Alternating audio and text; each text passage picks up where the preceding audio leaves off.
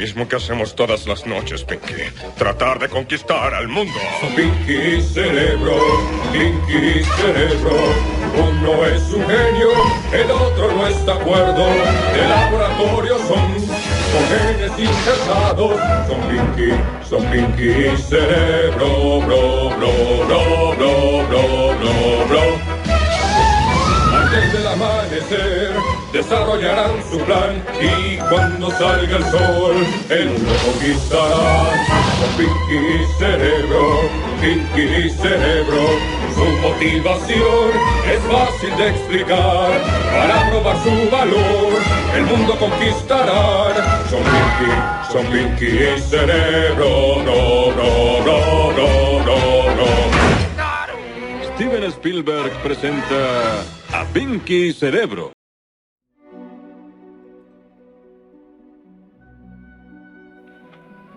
El paraíso perdido.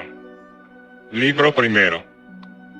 Canta, celeste musa, la primera desobediencia del hombre, y el fruto de aquel árbol prohibido, cuyo funesto manjar trajo la muerte al mundo, y todos nuestros males, con la pérdida del Edén, hasta que un hombre más grande reconquistó para nosotros la mansión bienaventurada. En la secreta cima del Horeb o del Sinaí, tú inspiraste a aquel pastor, que fue el primero en enseñar a la escogida Grey cómo en su principio salieron del caos los cielos y la tierra. Y si te place más, la colina de Sión o el arroyo de Siloé, que se deslizaba rápido junto al oráculo de Dios. Allí invocaré tu auxilio en favor de mi osado canto, que no con débil vuelo pretendo remontarme sobre el monte Aonio, al empeñarme en un asunto que ni en prosa ni en verso nadie intentó jamás. Y tú singularmente, oh Espíritu, que prefieres a todos los templos un corazón recto y puro, inspírame tu sabiduría. Tú estabas presente desde el principio, y desplegando como una paloma tus poderosas alas, cubriste el vasto abismo, haciéndole fecundo. Ilumina mi oscuridad, realza y alienta mi bajeza, para que desde la altura de este gran propósito pueda glorificar a la providencia eterna, justificando las miras de Dios para con los hombres. Di ante todo, ya que ni la celestial esfera ni la profunda extensión del infierno ocultan nada a tu vista, di qué causa movió a nuestros primeros padres, tan favorecidos del cielo en su feliz estado, a separarse de sus padres, a separarse de su Creador, e incurrir en la única prohibición que les impuso, siendo señores del mundo todo. ¿Quién fue el primero que los incitó a su infame rebelión? La infernal serpiente. Ella con su malicia, animada por la envidia y el deseo de venganza, engañó a la madre del género humano. Por su orgullo había sido arrojada del cielo con toda su hueste de ángeles rebeldes, y con el auxilio de estos, no bastándole eclipsar la gloria de sus próceres, confiaba en igualarse al Altísimo, si el Altísimo se le oponía. Para llevar a cabo su ambicioso intento contra el trono y la monarquía de Dios, movió en el cielo una guerra impía, una lucha temeraria, que le fue inútil. El Todopoderoso le arrojó de la etérea bóveda, envuelto en abrasadoras llamas, y con horrendo estrépito y ardiendo, cayó en el abismo de perdición, para vivir entre diamantinas cadenas y en fuego eterno. Él que osó retar con sus armas al Omnipotente. 9 veces habían recorrido el día y la noche, el espacio que miden entre los hombres, desde que fue vencido con su espantosa muchedumbre, revolcándose en medio del ardiente abismo, aunque conservando su inmortalidad. Condenado quedaba empero a mayor despecho, toda vez que habían de atormentarle el recuerdo de la felicidad perdida y el interminable dolor presente. Dirige en torno funestas miradas, que revelan inmensa pena y profunda consternación, no menos que su tenaz orgullo y el odio más implacable, y abarcando cuanto a los ojos de los ángeles es posible, contempla aquel lugar desierto y sombrío, aquel antro horrible, cerrado por todas partes y encendido como un gran horno. Pero sus llamas no prestan luz, y las tinieblas ofrecen cuanta es bastante para descubrir cuadros de dolor, tristísimas regiones, lúgubre oscuridad, donde la paz y el reposo no pueden morar jamás, donde no llega ni aún la esperanza, que donde quiera existe. Allí no hay más que tormento sin fin, y un diluvio de fuego alimentado por azufre, que arde sin consumirse. Tal es el lugar que la justicia eterna había preparado para aquellos rebeldes, y allí ordenó que estuviera su prisión en las más densas tinieblas, 3 veces tan apartada de Dios y de la luz del cielo, cuanto lo está el centro del universo del más lejano polo. Oh, qué diferencia entre esta morada y aquella de donde cayeron. Presto divisa allí el arcángel a los compañeros de su ruina, envueltos entre las olas y torbellinos de una tempestad de fuego. Revolcábase también a su lado uno que era el más poderoso y criminal después de él, conocido mucho más tarde en Palestina con el nombre de Belcebú, el gran enemigo, que así era llamado Satán en el cielo. Rompiendo el hosco silencio, con arrogantes palabras, comenzó a decir: si tú eres aquel, pero, oh, cuán abatido, cuán otro del que, adornado de brillo deslumbrador, en los felices reinos de la luz, sobrepujaba en esplendidez a millones de espíritus refulgentes. Si tú eres aquel a quien una mutua alianza, un mismo pensamiento y resolución, e igual esperanza y audacia para la gloriosa empresa, unieron en otro tiempo conmigo, como nos une ahora, una misma ruina, mira desde qué altura y en qué abismo hemos caído por ser él mucho más prepotente con sus rayos. Pero, ¿quién había conocido hasta entonces la fuerza de sus terribles armas? Y a pesar de ellas, a pesar de cuanto el vencedor, en su potente cólera, pueda hacer aún contra mí, ni me arrepiento, ni he decaído, bien que menguada exteriormente mi brillantez del firme ánimo, del desdén supremo, propios del que ve su mérito vilipendiado, y que me impulsaron a luchar contra el omnipotente, llevando a la furiosa contienda innumerables fuerzas de espíritus armados, que osaron despreciar su dominación. Ellos me prefirieron, oponiendo a su poder supremo otro contrario, y venidos a dudosa batalla en las llanuras del cielo, hicieron vacilar su trono. ¿Qué importa perder el campo donde lidiamos? No se ha perdido todo. Con esta voluntad inflexible, este deseo de venganza, mi odio inmortal, y un valor que no ha de someterse, ni cede jamás, ¿cómo he de tenerme por subyugado? Ni su cólera, ni su fuerza, me arrebatarán nunca esta gloria. Humillarme y pedir gracia, doblada la rodilla, y acatar un poder, cuyo ascendiente ha puesto en duda, poco ha mi terrible brazo, sería una bajeza, una ignominia, más vergonzosa aún que nuestra caída.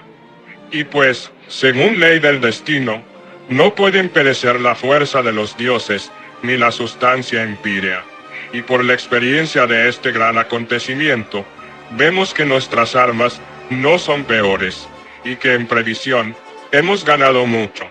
Podremos resolvernos a empeñar con más esperanza de éxito, por la astucia o por la fuerza, una guerra eterna e irreconciliable contra nuestro gran enemigo triunfante ahora, y que en el colmo de su júbilo impera como absoluto, ejerciendo en el cielo su tiranía. Así habló el ángel apóstata, aunque acongojado por el dolor. Así se jactaba en voz alta, mas poseído de una desesperación profunda, y de este modo le contestó enseguida su arrogante compañero: oh príncipe, oh caudillo de tantos tronos, que bajo tu enseña condujiste a la guerra a los serafines en orden de batalla, y que mostrando tu valor en terribles trances, pusiste en peligro al Rey perpetuo del cielo, contrastando su soberano poder. Débase este a la fuerza, al acaso o al destino.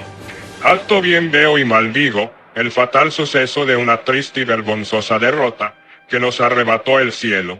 Todo este poderoso ejército se halla en la más horrible postración, y destruido hasta el punto que pueden estar los dioses y las divinas esencias, pues el pensamiento y el espíritu permanecen invencibles, y el vigor se restaura pronto, por más que esté amortiguada nuestra gloria, y que nuestra dichosa condición haya venido al más miserable estado.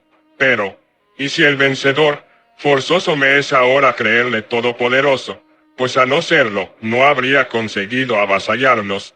Si el vencedor nos conserva todo nuestro espíritu y fortaleza, para que mejor podamos sufrir y soportar las penas, para aplacar su vengativa cólera, o prestarle un servicio más rudo, esclavos del derecho y de la guerra, y donde más pueda convenirle, aquí, en el corazón del infierno, trabajando en medio del fuego, o sirviéndole de mensajeros en el negro abismo? ¿De qué nos servirá entonces conocer que no ha disminuido nuestra fuerza, ni menoscabándose la eternidad de nuestro ser, para sufrir un castigo eterno? A lo que con estas breves palabras replicó el gran enemigo: humillado querubín, vileza es mostrarse débil. Vienen las obras, viene el sufrimiento.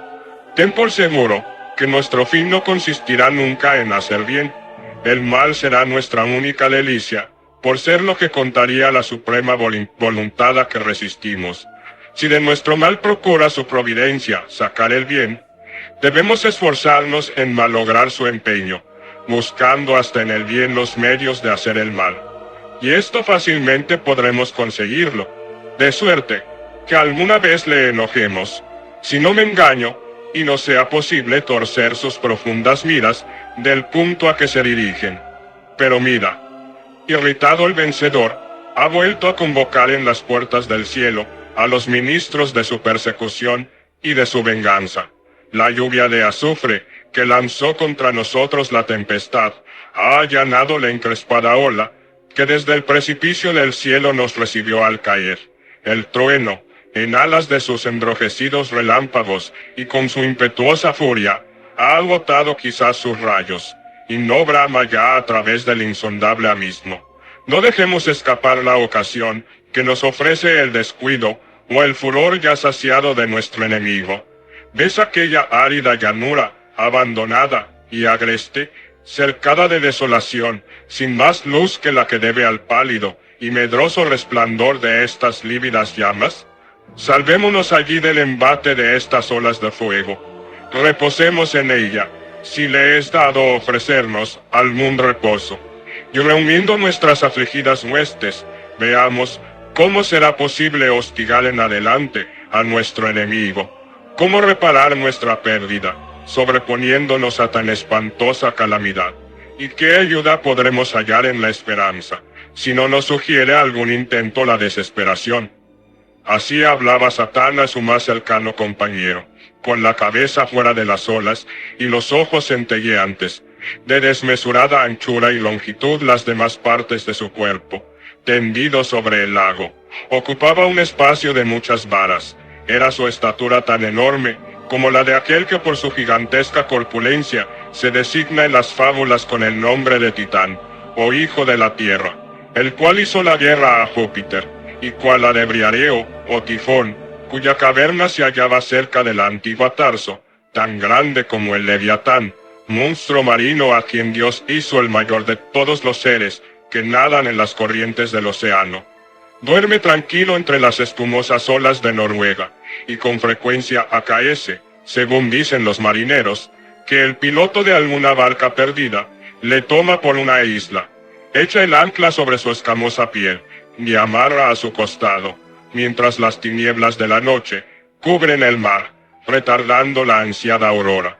No menos enorme y gigantesco yacía el gran enemigo, encadenado en el lago abrasador, y nunca hubiera podido levantar su cabeza, si por la voluntad y alta permisión del regulador de los cielos, no hubiera quedado en libertad de llevar a cabo sus perversos designios, para que con sus repetidos crímenes atrajese sobre sí la condenación al fraguar el mal ajeno, y a fin de que en su impotente rabia viese que toda su malicia solo había servido para que brillase más en el hombre, a quien después sedujo la infinita bondad, la gracia y la misericordia, y en él resaltasen, al par su confusión, sus iras y su venganza. Enderézase de pronto sobre el lago, mostrando su poderoso cuerpo. Rechaza con ambas manos las llamas, que abren sus agudas puntas, y que rodando en forma de olas, dejan ver en el centro un horrendo valle, y desplegando entonces las alas, dirige a lo alto su vuelo, y se mece sobre el tenebroso aire, no acostumbrado a semejante peso, hasta que por fin desciende a una tierra árida, si tierra puede llamarse, la que está siempre ardiendo, con fuego compacto, como el lago con fuego líquido. Tal es el aspecto que presentan, cuando por la violencia de un torbellino subterráneo, se desprende una colina arrancada del Peloro, o de los costados del mugiente Etna, las combustibles e inflamadas entrañas, que preñadas de fuego, se lanzan al espacio por el violento choque de los minerales, y con el auxilio de los vientos, dejando un ardiente vacío, envuelto en humo y corrompidos vapores. Semejante era la tierra, en que puso Satán las plantas de sus pies malditos. Síguele Belcebú, su compañero, y ambos se vanaglorian de haber escapado de la Estigia por su virtud de dioses, y por haber recobrado sus propias fuerzas, no por la condescendencia del poder supremo. «Es esta la región», dijo entonces el précito arcángel, «este el país, el clima, y la morada que debemos cambiar por el cielo, y esta tétrica oscuridad por la luz celeste. Séalo, pues el que ahora es soberano, solo lo que puede disponer y ordenar es lo que contempla justo. Lo más preferible es lo que más nos aparte de él, que aunque la razón nos ha hecho iguales, él se nos ha sobrepuesto por la violencia. Adiós, campos afortunados, donde reina la alegría perpetuamente. Salud, mansión de horrores. Salud, mundo infernal. Y tú, profundo Averno, recibe a tu nuevo señor, cuyo espíritu no cambiará nunca, ni con el tiempo ni en lugar alguno. El espíritu vivo en sí mismo, y en sí mismo puede hacer un cielo del infierno, o un infierno del cielo. ¿Qué importa el lugar donde yo resida, si soy el mismo que era, si lo soy todo, aunque inferior a aquel a quien el trueno ha hecho más poderoso? Aquí, al menos, seremos libres, pues no ha de haber hecho el Omnipotente este sitio para envidiárnoslo, ni querrá, por lo tanto, expulsarnos de él. Aquí podremos reinar con seguridad, y para mí, reinar es ambición digna, aun cuando sea sobre el infierno, porque más vale reinar aquí que servir en el cielo. Pero, ¿dejaremos a nuestros fieles amigos, a los partícipes y compañeros de nuestra ruina, yacer anonadados en el lago del olvido? No hemos de invitarlos a que compartan con nosotros esta triste mansión, o a intentar una vez más con nuestras fuerzas reunidas, si hay todavía algo que recobrar en el cielo, o más que perder en el infierno. Así hablaba Satán, y Belcebú le respondió así: caudillo de los ínclitos ejércitos, que por nadie sino por el Todopoderoso podían ser vencidos.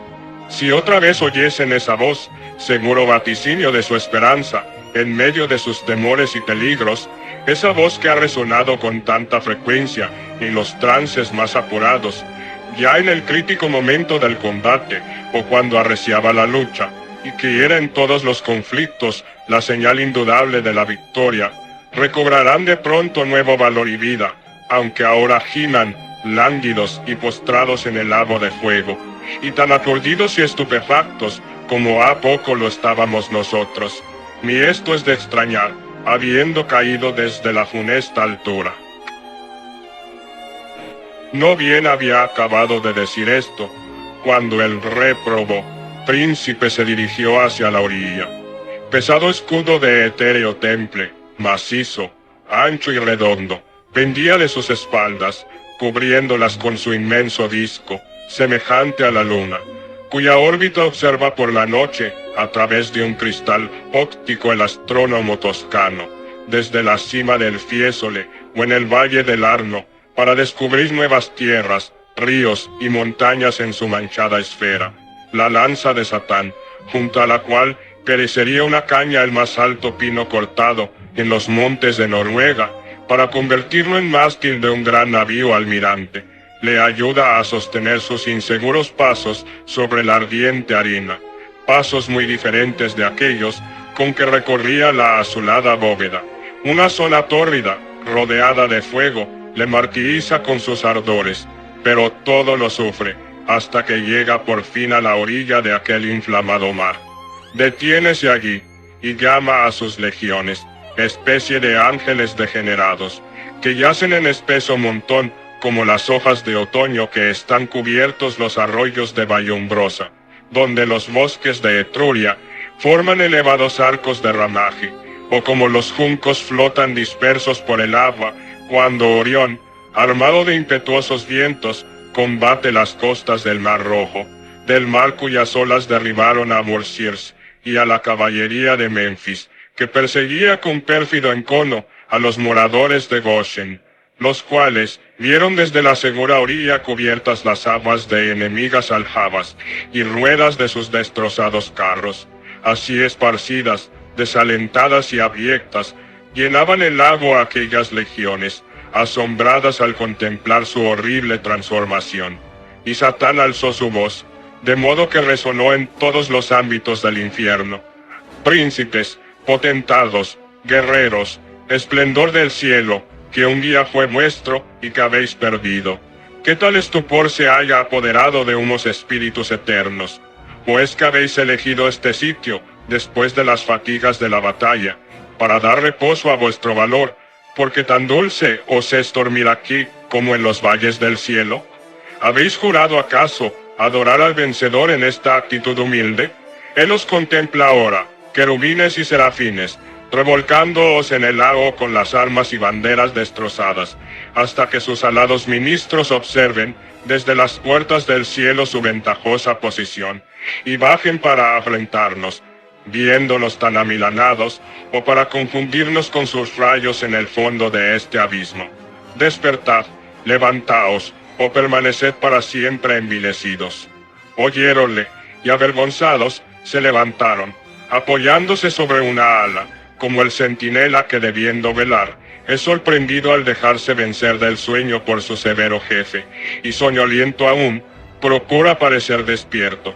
No ignoraban cuán desgraciada era su situación, ni dejaban de experimentar acerba pena, pero todas aquellas innumerables falanges obedecen al punto a la voz de su general.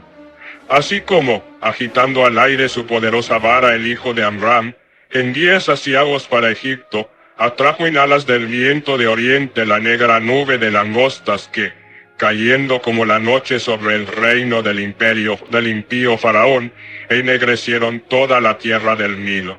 Así en innumerable muchedumbre revoloteaban bajo la bóveda del infierno los ángeles protervos, cercados de llamas por todas partes, hasta que, levantando su lanza el gran caudillo, como para señalarles el punto a donde habían de dirigir su vuelo, precipitáronse con movimiento uniforme sobre la tierra de endurecido azufre, y ocuparon la llanura toda. No salió nunca multitud tan grande de entre los hielos del populoso norte, para cruzar el Rin o el Danubio, al arrojarse sus bárbaros hijos como un diluvio sobre el mediodía, y extenderse desde las costas de Gibraltar hasta los arenales de la Libia. De cada escuadrón y de cada hueste acuden al punto los guías y capitanes, a donde se halla su supremo jefe. Asemejábanse a los dioses por su estatura y sus formas, superiores a las humanas, príncipes reales, potestades que en otro tiempo ocupaban sus tronos en el cielo, aunque en los anales celestes no se conserve ahora memoria de sus nombres, borrados ya, por su rebelión, del libro de la vida. No habían adquirido aún denominación propia entre los hijos de Eva, pero cuando errantes sobre la tierra, con superior permiso de Dios, para probar al hombre, corrompieron a la mayor parte del género humano, a fuerza de imposturas, induciéndole a que abandonara a su Creador, a que venerase a los demonios como deidades, y a transformar con frecuencia la gloria invisible de aquel, a quien debían el ser en la imagen de un bruto, para tributarle brillantes cultos de pomposa adoración y oro. Entonces fueron conocidos con varios nombres, y en el mundo pagano, bajo las formas de varios ídolos. Dime, oh Musa, ¿cuáles eran? ¿Quién fue el primero? ¿Quién el último? Que sacudió el sueño en aquel lago de fuego, para acudir al llamamiento de su soberano. Cómo a los más caros cercanos a él, en dignidad, fueron presentándose en la desnuda playa, mientras la confusa multitud aún permanecía alejada. Los principales eran aquellos que, saliendo del abismo infernal, para apoderarse en la tierra de su presa, tuvieron mucho después la audacia de fijar su residencia cerca de la de Dios, y sus altares junto al suyo. Dioses adorados entre las naciones vecinas, que se atrevieron a disputar su imperio a Jehová, cuando fulminaba sus rayos desde Sión, y asentaba su trono entre los querubines. Hasta en el mismo santuario llegaron, no una vez, sola a introducirse. Y oh abominación, profanaron con un culto maldito las ceremonias sagradas, y las fiestas más solemnes, y a la luz de la verdad, osaron oponerse con sus tinieblas. Adelántase primero Moloch, rey horrible, manchado con la sangre de los sacrificios humanos y destilando lágrimas paternales, aunque con el estrépito de tambores y timbales no fueran oídos los gritos de los hijos arrojados al fuego, para ser después ofrecidos al execrable ídolo. Los amonitas le adoraron en la húmeda llanura de Raba, en Argob y en Basán, hasta las extremas corrientes del Arnón. Y no contento con tan dilatado imperio, indujo por medio de engaños al sabio Salomón a que le erigiera un templo frente al de Dios, en el monte del oprobio, consagrándose luego un bosque en el risueño valle de Hinón, llamado desde entonces Tofet, y negro Gena, verdadero emblema del infierno. A Moloch seguía Chamos, obsceno numen de los hijos de Moab, desde Aroax hasta Nebo, y el desierto más meridional de Abarim.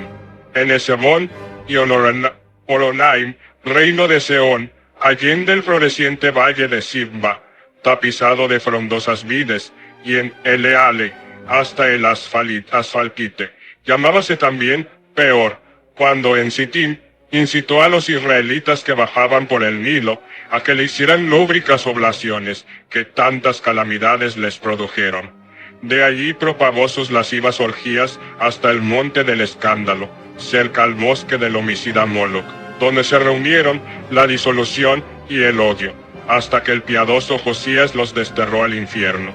Con estas divinidades llegaron aquellas que desde las orillas del antiguo Éufrates hasta la corriente que separa a Egipto de las siriacas tierras, son generalmente conocidas con los nombres de Baal y de Astarot, varón el primero y la segunda hembra, pues los espíritus se transforman a su antojo en uno u otro sexo, o se apropian ambos a la vez, porque su esencia es sencilla y pura, que no está enlazada ni sujeta con músculos ni nervios, ni se apoya en la frágil fuerza de los huesos, como nuestra pesada carne, sino que toma la forma que más le place, ancha o estrecha, brillante u opaca, y así pueden realizar sus ilusiones y satisfacer sus afectos de amor o de odio. Por estas divinidades abandonaron a menudo los hijos de Israel a quienes les daba vida, dejando de frecuentar su altar legítimo para prosternarse vilmente ante brutales dioses. Y a esto se debió que rendidos sus cuellos en lo más recio de las batallas, sirvieran de trofeo a la lanza del enemigo más despreciable. Tras esta turba de divinidades apareció Astoret, a quien los fenicios llaman Astarte, reina del cielo, con una media luna por corona, a cuya brillante imagen rinden himnos y votos las vírgenes de Sidón, a la luz del astro de la noche.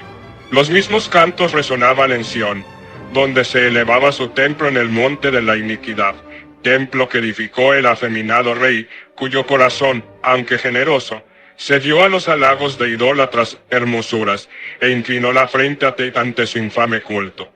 Enseguida iba Tammuz, cuya herida, que se renueva anualmente, congrega en el Líbano a las jóvenes sirias, para dolerse del infortunio del dios, las cuales durante todo un día de verano, entonan plegarias amorosas, mientras el río Adonis, deslizándose mansamente de su nativa roca, lleva al mar su purpúrea linfa, que se supone enrojecida con la sangre de Tamuz, a consecuencia de su anual herida, amorosa fábula, que comunicó el mismo ardor a las hijas de Sión, cuyas lascivas pasiones condenó Ezequiel, bajo el sagrado pórtico, al descubrir en una de sus visiones las negras idolatrías de la infiel Judá. Véanse en pos al que lloró amargamente, cuando al pie del arca cautiva cayó su grosero ídolo mutilado, cortadas cabeza y manos, en el umbral de la puerta de su propio santuario, donde rodaron sus restos con mengua de sus adoradores. Dagón es su nombre, monstruo marino que tiene de hombre la mitad superior del cuerpo, y de pescado la inferior. Mas a pesar de ello ostentaba un alto templo en Azot, y era temido en toda la costa de Palestina, en Gat, en Ascalón y Ascarón, y hasta en los límites de la frontera de Gaza. Seguíase Rimón, cuya deliciosa morada era la bella Damasco, en las fértiles orillas de la Habana y del Farfar, apacibles y cristalinos ríos. También este fue osado contra la casa de Dios. Por el leproso que perdió una vez, se ganó un rey, a Acaz, su imbécil conquistador, a quien apartó del ara del Señor, poniendo en su lugar otro al estilo sirio, sobre la cual depositó Acaz sus impías ofrendas, adorando a los dioses a quienes había vencido.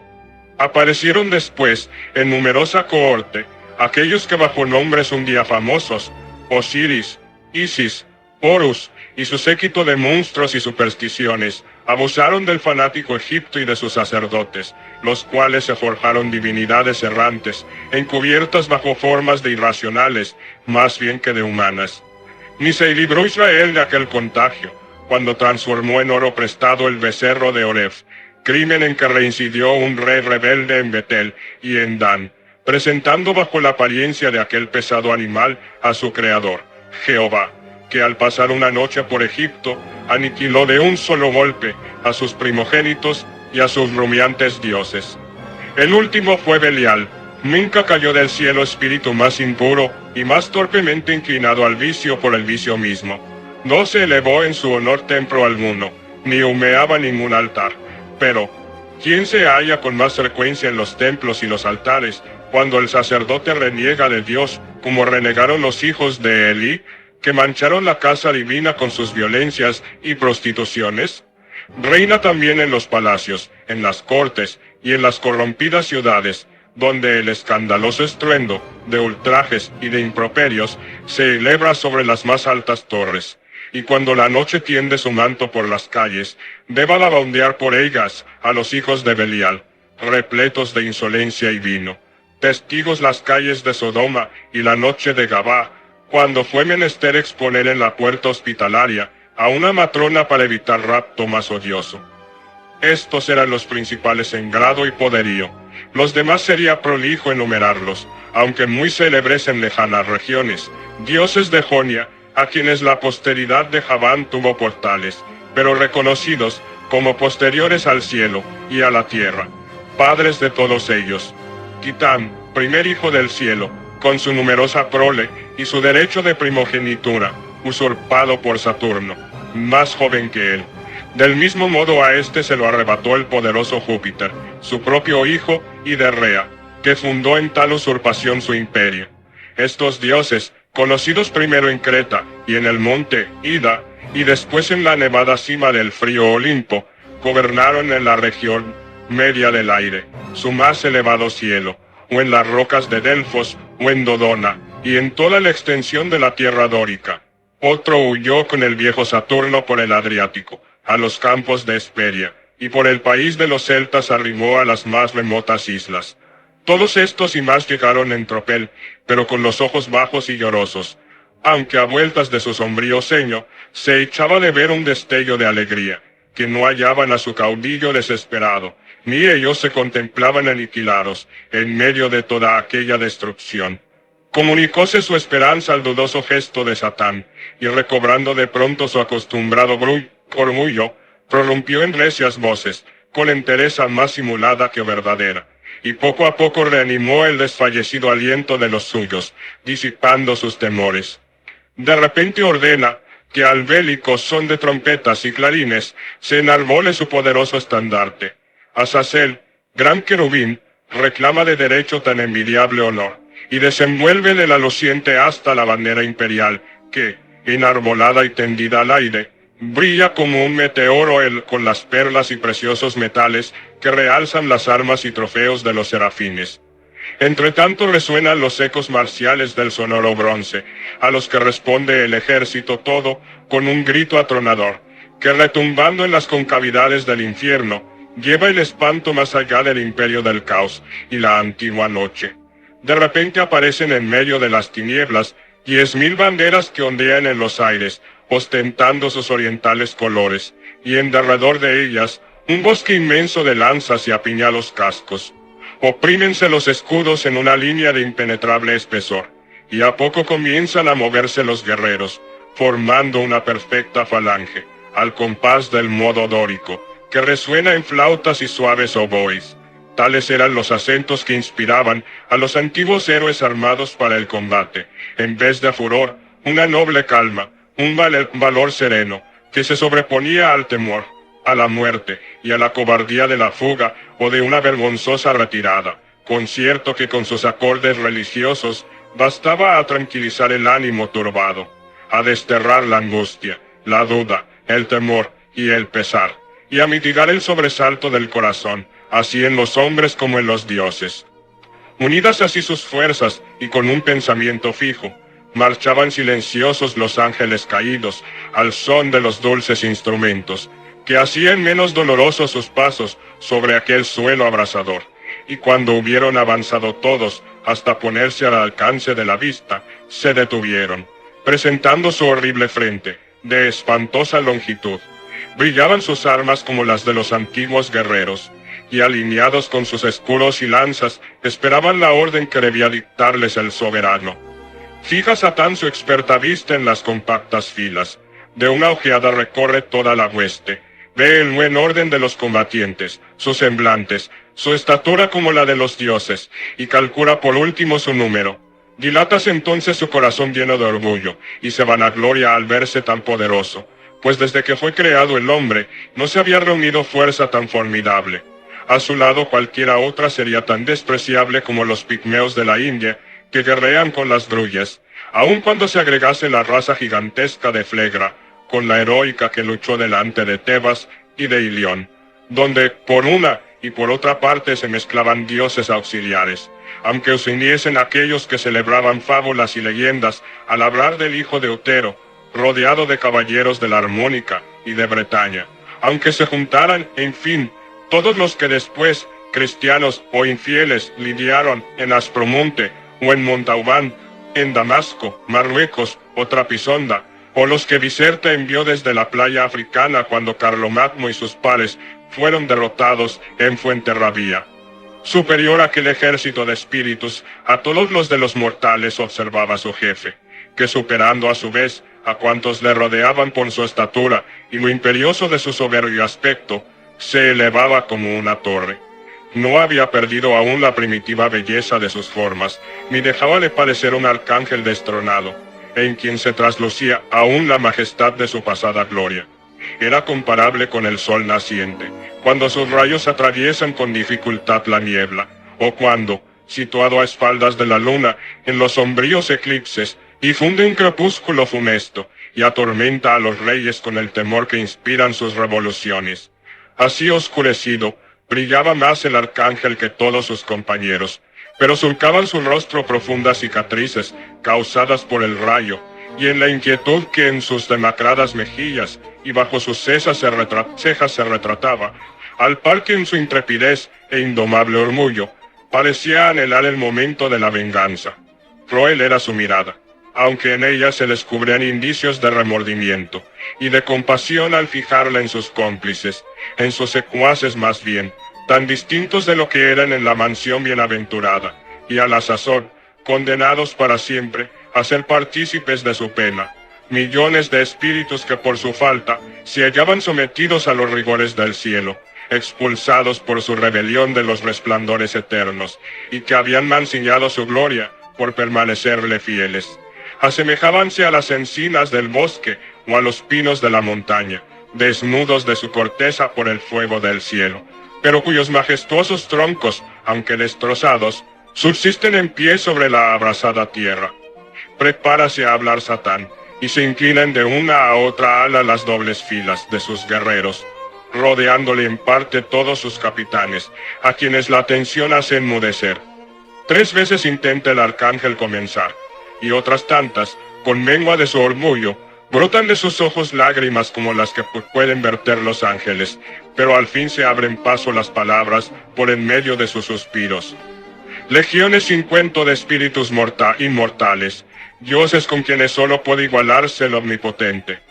No dejó aquel combate de ser glorioso, por más que el resultado fuese funesto, como lo atestigua este lugar, y este terrible cambio sobre el que es odioso discurrir.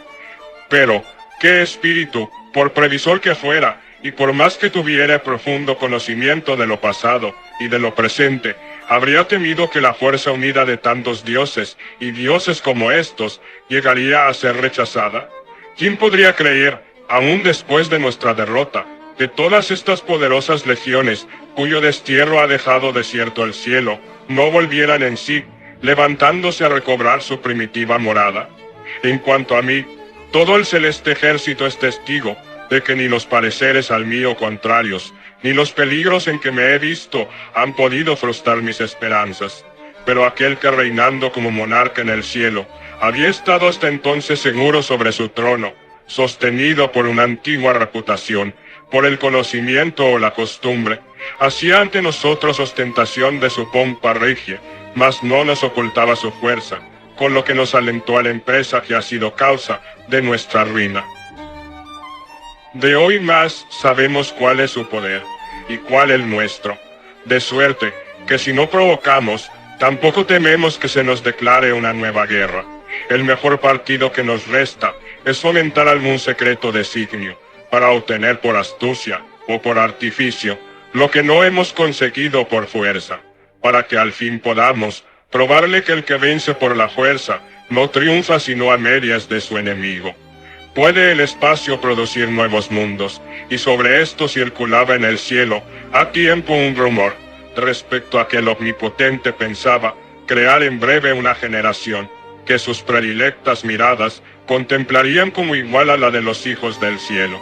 Contra ese mundo intentaremos acaso nuestra primera agresión, siquiera sea por vía de ensayo, contra ese o cualquiera otro, porque este antro infernal no retendrá cautivos para siempre a los espíritus celestiales, ni estarán sumidos mucho tiempo en las tinieblas del abismo.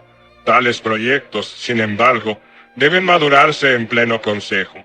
Ya no queda esperanza de paz, porque ¿quién pensaría en someterse? Guerra, pues, guerra franca o encubierta es lo que debemos determinar. Dijo, y en muestra de aprobación, levantáronse en alto millones de flamígeras espadas, que desenvainaron los poderosos querubines. Su repentino fulgor ilumina en torno el infierno, lanzan los demonios gritos de rabia contra el Todopoderoso, y enfurecidos y empuñando sus armas, golpean en los escudos con belicoso estruendo, lanzando un reto a la bóveda celeste. Elévase a poca distancia una colina, cuya horrible cima exhalaba sin cesar fuego y columnas de humo, mientras lo restante de la eminencia brillaba con una capa lustrosa, señal ineludible de que en sus entrañas se ocultaba una sustancia metálica, producida por el azufre. Por allí en alas de viento se precipitaba una numerosa falange, semejante a las escuadras de perones que, armados de picos y azadas, se esparcen por los reales para construir una trinchera o levantar un parapeto. Mamón es quien la conduce. Mamón es el menos altivo de los espíritus caídos del cielo, pues aún en estas sus miradas y pensamientos se dirigían siempre hacia abajo, admirando más las riquezas del pavimento celestial, donde se pisa el oro, que cuantas cosas divinas o sagradas se gozan en la visión beatífica.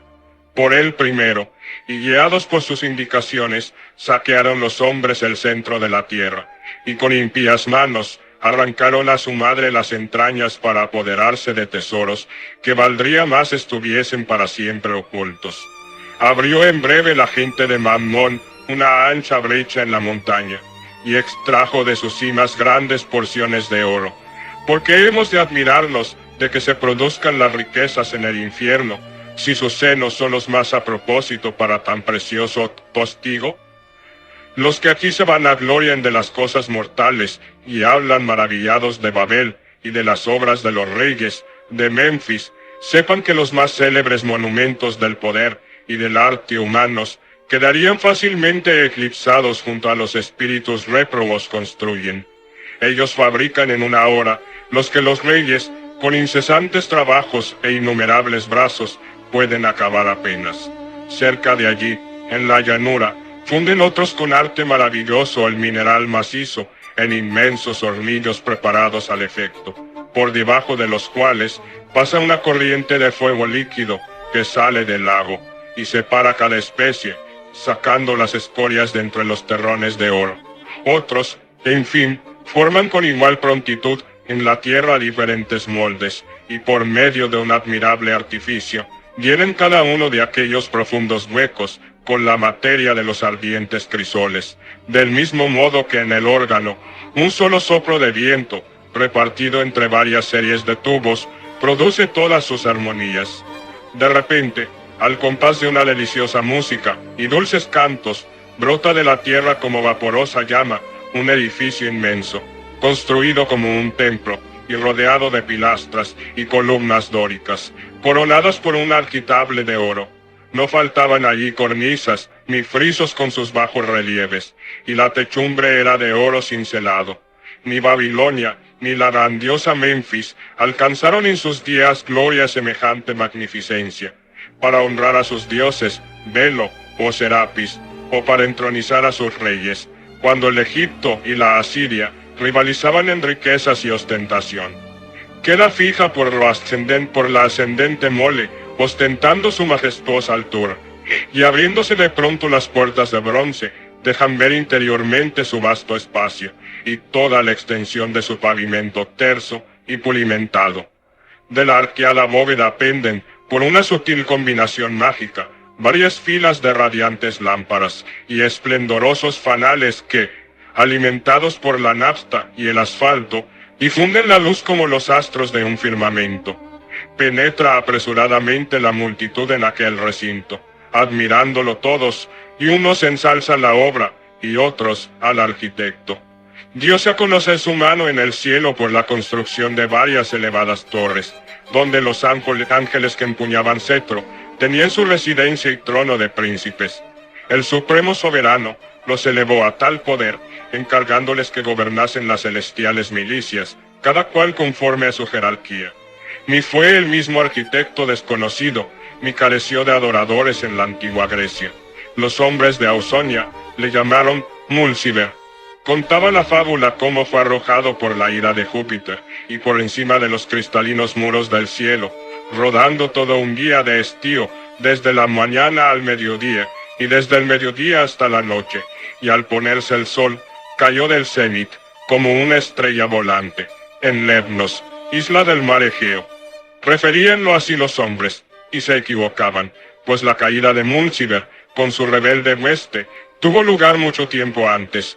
De nada le valió haber construido elevadas torres en el cielo, ni se salvó a pesar de todas sus máquinas, siendo arrojado de cabeza, con su industriosa horda, para que construyera en el infierno. Entretanto, los heraldos alados, por orden del soberano poder, con imponente aparato y a son de trompetas, proclaman en todo el ejército la convocación de un consejo solemne, que debe reunirse inmediatamente en el Pandemonium, capital de Satán y de sus magnates. Intiman el llamamiento a los más dignos por su clase, o por elección en cada hueste y legión regular, los cuales acuden al instante en grupos de 100 y de 1000, con su correspondiente séquito. Todas las avenidas están ocupadas, obstruidas las puertas, los espaciosos pórticos del templo, y sobre todo el inmenso salón, semejante a un campo cerrado, donde los bravos campeones acostumbran a cabalgar con todas sus armas ante el trono del sultán, retando a la caballería pagana a un combate a muerte, o a romper lanzas. Bulle apiñado el enjambre de espíritus, así en la tierra como en el aire, agitando sus ruidosas alas, como en la primavera, Cuando se halla el sol en Tauro, hacen las abejas salir en grupos alrededor de la colmena a rocío o sobre la plancha unida, que forma la explanada de su pajiza ciudadela, cubierta de reciente néctar. Y allí discuten y acuerdan sobre sus negocios de estado. Así revoloteaban y se comprimían aquellas numerosas legiones, aéreas hasta el momento de darse la voz de alerta. Pero, oh maravilla, los que antes semejaban superar en altura a los gigantes, hijos de la tierra, son ahora menores que los enanos más pequeños, amontonándose innumerables en un reducido espacio, parecidos a los pigmeos que se encuentran allende las montañas de la India, o a los duendes que el rezagado campesino ve o imagina ver en sus conciliábulos de medianoche, junto al lindero de un bosque o a la orilla de una fuente, mientras sobre su cabeza sigue tranquila la luna su pálido curso, acercándose más a la tierra, y los locuaces espíritus, entregados a sus danzas y juegos, halagan el oído del aldeano, cuyo corazón late a la vez de regocijo y miedo. De este modo, aquellos espíritus incorpóreos redujeron su inmensa estatura a la más diminuta forma, y casi todos se hallaron, aunque seguían siendo innumerables, en el salón de aquella corte infernal. Pero más allá, interiormente, en sus verdaderas proporciones y entre sí muy semejantes, hallábanse reunidos en un sitio retirado los grandes señores seráficos y los querubines, y 1000 semidioses, sentados en sillas de oro, constituían en secreto cónclave un consejo pleno, en que después de breve silencio y leída la convocatoria, comenzó la solemne deliberación.